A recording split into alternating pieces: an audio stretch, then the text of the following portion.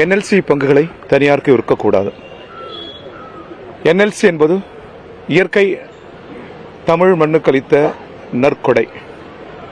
இதை தனியார்கள் சூறையாட அனுமதிக்க முடியாது.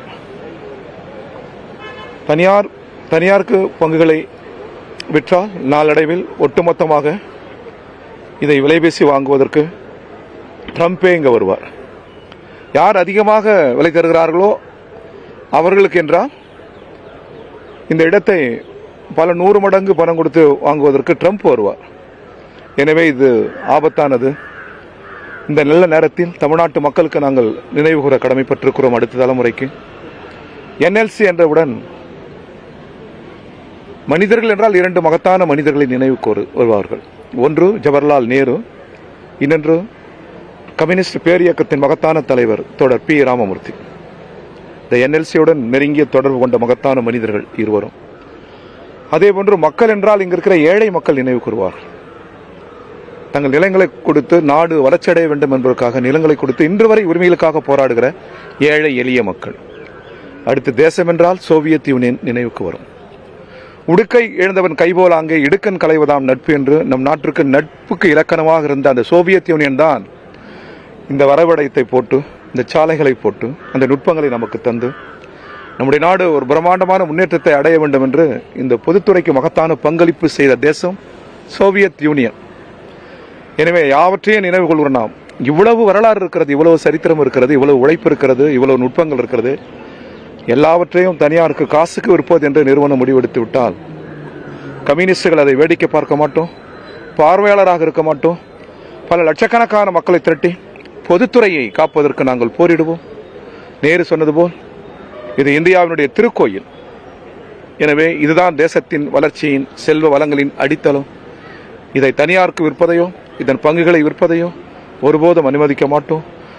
பொதுத்துறை இன்றைக்கு பல பொதுத்துறைகளை ஒன்றிய அரசு அழித்திருக்கலாம். நாளை மறுதினம் காலம் மாறும். இடதுசாரிகள் அதிகாரத்திற்கு வருகிற கால சூழல் எழும். அந்த சூழலில் விற்கப்பட்ட அனைத்து பங்குகளும் தேச உடைமையாக்குவோம். அனைத்து பொதுத்துறை நிறுவனங்களும் எந்த காலத்திலும் யாரும் விற்க முடியாத அளவிற்கு நாட்டிற்கு சொந்தமாக்குவோம். கூட்டு உழைப்பால் உருவாகிற செல்வங்கள் யாவும் நாட்டுக்கே சொந்தம் என்பதுதான் செங்கோடி இயக்கத்தின் கொள்கை, கம்யூனிஸ்டுகளின் கொள்கை. வணக்கம். பாலசுந்தரம், இந்திய கம்யூனிஸ்ட் கட்சி மார்க்சிஸ்ட் லெனினிஸ்டுடைய மத்திய கமிட்டி உறுப்பினர்.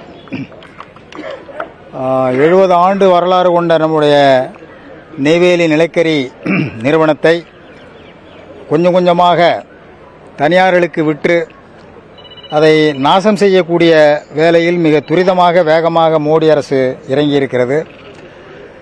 இந்த தேச விரோத செயலை, தொழிலாளர் விரோத செயலை, மக்கள் விரோத செயலை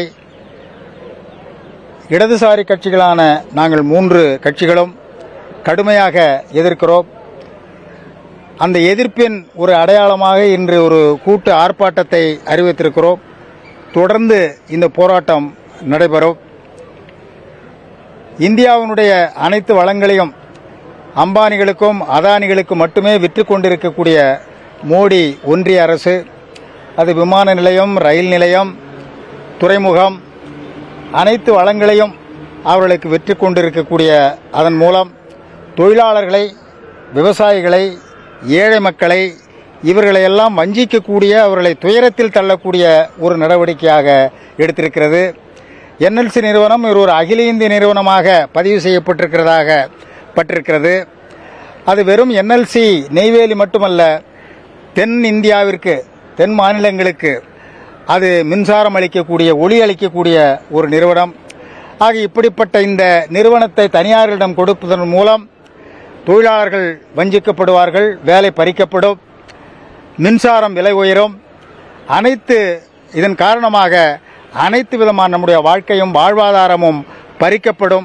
இப்படிப்பட்ட ஒரு கொடூரமான செயலை, மக்கள் விரோத தேச விரோத செயலை எதிர்ப்பது ஒவ்வொரு தொழிலாளிகளுடைய, விவசாயிகளுடைய, வியாபாரிகளுடைய, அனைத்து தரப்பு மக்களுடைய கடமை என்பதை நாங்கள் வலியுறுத்துகிறோம். அவர்களின் அனைவருடைய குரலாகத்தான் இன்று நாங்கள் 3 இடதுசாரி கட்சிகளும் இந்த எதிர்ப்பை பதிவு செய்கிறோம். ஊடக நண்பர்கள் இதை விரிவாக எடுத்துச் செல்ல வேண்டும், மக்களிடம் கொண்டு செல்ல வேண்டும். இதற்கு ஒரு அழுத்தமான, ஆழமான பதிவு எதிர்ப்பை கொண்டு வர வேண்டும். தமிழ்நாட்டில் வேறு யாரும் உடனடியாக வீதிக்கு வரவில்லை என்றாலும் இடதுசாரி கட்சிகள் எப்பொழுதும் போல முன்னணியில் வந்திருக்கிறோம், முதலாவதாக வந்திருக்கிறோம். இந்த போராட்டம் என்பது தொடரும். நம்முடைய தேசம், நம்முடைய வளம், என்எல்சி பாதுகாக்கப்படுகிற வரை இந்த போராட்டம் தொடரும்.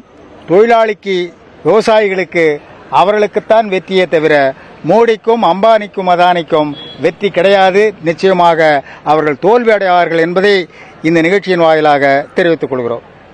மார்க்சிஸ்ட் கம்யூனிஸ்ட் கட்சி, இந்திய கம்யூனிஸ்ட் கட்சி, இந்திய கம்யூனிஸ்ட் கட்சி, மார்க்சிஸ்ட் லெனினிஸ்ட் விடுதலை ஆகிய 3 இடதுசாரி கட்சிகளின் சார்பில் நெய்வேலி நிலக்கரி நிறுவனத்தினுடைய பங்குகளை தனியாருக்கு விற்பனை செய்யக்கூடாது என்கிற கோரிக்கையை வற்புறுத்தி இன்றைய தினம் முதற்கட்டமாக இந்த கண்டன ஆர்ப்பாட்டத்தை நடத்தி கொண்டிருக்கிறோம்.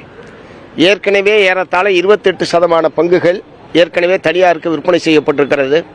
இப்போது 72% பங்குகள் மட்டும்தான் நிறுவனத்தின் கையில் இருக்கிறது. இதை படிப்படியாக தனியாருக்கு மொத்தமாக தாரை வார்ப்பது என்கிற நோக்கத்தோடு தான் இப்போது மேலும் 3% பங்குகளை விற்பனை செய்வது என்கிற அறிவிப்பை ஒன்றிய பிஜேபி அரசாங்கம் வெளியிட்டிருக்கிறது. என்எல்சி உள்ளிட்ட நவரத்னங்கள் அல்லது நேருவால் பொதுத்துறை நிறுவனங்கள் எல்லாம் திருக்கோயில்கள் என்று வர்ணிக்கப்பட்ட ஆண்டுதோறும் பல்லாயிரக்கணக்கான கோடி ரூபாய்கள் அரசாங்கத்திற்கு லாபத்தை ஈட்டி தரக்கூடிய இந்த நிறுவனத்தை இப்படி பால்படுத்துவது, அழித்தொழிப்பது என்பது வன்மையான கண்டனத்துக்குரியது. பொன்முட்டையிடும் வாத்தை பேராசையின் காரணமாக ஒரே நாளில் அறுத்து கொலை செய்ததைப் போல பொதுத்துறை நிறுவனங்கள், லாபம் ஈட்டக்கூடிய பொதுத்துறை நிறுவனங்களை இப்படி தனியாருக்கு தாரை பார்ப்பது என்பது மோசமான ஒரு செயல். ஆகவேதான் இதற்கு எதிராக நாங்கள் இந்த போராட்டத்தை நாங்கள் துவக்கி இருக்கிறோம். குறிப்பாக இந்த நிறுவனம் பாதுகாக்கப்பட வேண்டும். இதை நம்பி பல்லாயிரக்கணக்கான தொழிலாளர்களுக்கு வேலைவாய்ப்பு, இடஒதுக்கீடு மூலமாக பட்டியல் சாதி பழங்குடி மக்களுக்கான வேலைவாய்ப்பு என்பது, அதே மாதிரி இங்கே ஒரு பொதுத்துறை நிறுவனம் வருகிறது என்கிற காரணத்தினாலே தான் பல லட்சக்கணக்கான விவசாயிகள் தங்களுடைய வாழ்வாதாரமாக இருந்த நிலத்தை அரசுக்கு வழங்கியிருக்கிறார்கள். அவர்களுடைய கோரிக்கைகள் கூட இன்னும் நிறைவேற்றப்படாமல் இருக்கிறது. இப்படி விவசாயிகள், தொழிலாளர்கள், அனைத்து பகுதி மக்களுடைய பேராதரவோடு இந்த நிறுவனம் என்பது துவங்கப்பட்டு லாபகரமாக இயங்கிக் கொண்டிருக்கிறது. பல்வேறு பங்குகளை, பல்வேறு நிறுவனங்களை விற்பனை செய்கிறார், அது நஷ்டத்தை இயங்குகிறது என்கிற ஒரு காரணத்தை ஆட்சியாளர்கள் எப்போதுமே சொல்வார்கள். ஆனால் நெய்வேலியை விற்பதற்கு எந்த விதமான நெய்வேலி பங்குகளை விற்பதற்கு எந்த நியாயமான காரணமும் கிடையாது. ஏறத்தாழ கடந்த ஆண்டு கூட 3600 கோடி ரூபாய்க்கு மேல் லாபம் ஈட்டிய நிறுவனமாக என்எல்சி என்பது இருந்து கொண்டிருக்கிறது. ஆகவே இந்த என்எல்சியை பாதுகாப்பதற்கு தமிழ்நாட்டு மக்கள் அனைவரும் முன்வர வேண்டும் என்றும், அனைத்து கட்சிகளும் இந்த மத்திய அரசாங்கத்தினுடைய இந்த பங்கு விற்பனை முன்மொழிவுக்கு எதிராக அனைத்து கட்சிகளும் தமிழ்நாட்டிலே குரல் எழுப்ப வேண்டும். ஏற்கனவே தமிழ்நாடு முதலமைச்சர் அவர்கள் ஒன்றிய பிஜேபி அரசாங்கத்திற்கு இந்த பங்குகளை விற்கக்கூடாது என்று கடிதம் எழுதியிருக்கிறார். முதலமைச்சருடைய வேண்டுகோள், இடதுசாரி கட்சிகளுடைய போராட்டம், இவை அனைத்தையும் கணக்கில் எடுத்துக்கொண்டு பங்குகளை தனியாருக்கு விற்பது என்கிற அந்த யோசனையை ஒன்றிய பிஜேபி அரசாங்கம் உடனடியாக கைவிட வேண்டும் என்று இந்த ஆர்ப்பாட்டத்தின் வாயிலாக நாங்கள் வற்புறுத்தி கேட்டுக்கொள்ள விரும்புகிறோம். ஒருவேளை மீறி விற்பனை என்கிற நிலைமைக்கு வந்தால் இது மாநிலம் தழுவிய போராட்டமாக மாறும். இதோடு ஒத்த கருத்துடைய அனைத்து கட்சிகளையும் இணைத்து பிரம்மாண்டமான போராட்டமாக நடத்தி பங்கு விற்பனையை நிச்சயமாக தடுத்து நிறுத்துவோம் என்பதை தெரிவித்துக் கொள்கிறேன். ஐயா, கடந்த ஆண்டு முன்னெல்லாம் பங்கு இது பண்ணும்போது தமிழக அரசு பங்கு வாங்கினாங்க. முன்னெல்லாம் இல்ல, 2013ஆம் ஆண்டு இப்படி ஒரு முயற்சி 2013ஆம் ஆண்டு இப்படி ஒரு முயற்சியில் ஈடுபட்ட போது என்எல்சி தொழிலாளர்கள் ஒரு தொடர் வேலை நிறுத்த போராட்டத்தை நடத்தினார்கள். இந்த கடலூர் மாவட்டம் முழுவதும் கடையடைப்பு உட்பட பல போராட்டங்கள் என்பது நடைபெற்றது. மாநிலம் முழுவதும் கூடிய மக்கள் கடுமையான எதிர்ப்பை தெரிவித்தார்கள். மின்சாரம் நிறுத்தப்பட்டது, மின் விநியோகம் என்பது நிறுத்தப்பட்டது. இப்படி கடுமையான போராட்டத்தை ஒட்டித்தான் செல்வி ஜெயலலிதா அவர்கள் அன்றைக்கு 3.5% பங்குகளை மாநில அரசாமே வாங்கிக் கொள்ளும் என்கிற அறிவிப்பை வெளியிட்டார்கள். அது நாங்கள் இந்த ஒரு கடுமையான போராட்டத்தின் விளைவாக மாநில அரசாங்கம் அத்தகைய ஒரு முடிவை எடுக்க வேண்டிய கட்டாயம் என்பது ஏற்பட்டது. இப்போது மத்திய அரசாங்கம் விற்பனை செய்யக்கூடாது என்பதை நாங்கள் இந்த ஆர்ப்பாட்டத்தின் வாயிலாக வற்புறுத்துகிறோம். மீறி விற்கிறது என்றால் பெரும் போராட்டத்தை நடத்துவோம். பின்னாடி இந்த மாதிரியான கோரிக்கை தேவை என்றால் அதை ஒட்டி வற்புறுத்துவோம். அமைச்சர்களும் அதிகாரிகளும் இதை நிர்வகிக்க திறனற்றவர்கள் என்பதை காட்டுகிறது. இது ஒரு வருடம் 2 வருடம் பணிபுரிகிற தொழிலாளர் வர்க்கத்திடம் அதை ஒப்படைக்கட்டும். இதை காட்டிலும் பிரம்மாண்டமான லாபத்தை அவர்களால் தர முடியும். நுட்ப அறிவும் அவர்கள் பெற்றிருக்கிறார்கள். எனவே தனியாருக்கு தர்றத ஒரு மாதம் நீங்க ஒரு வருஷம் நீங்க தொழிலாளர்கிட்ட கொடுத்து பாருங்க, உலகத்திலேயே சுடர் விடுகிற ஒரு பிரம்மாண்டமான தொழிற்சாலையாக இது மாறும்.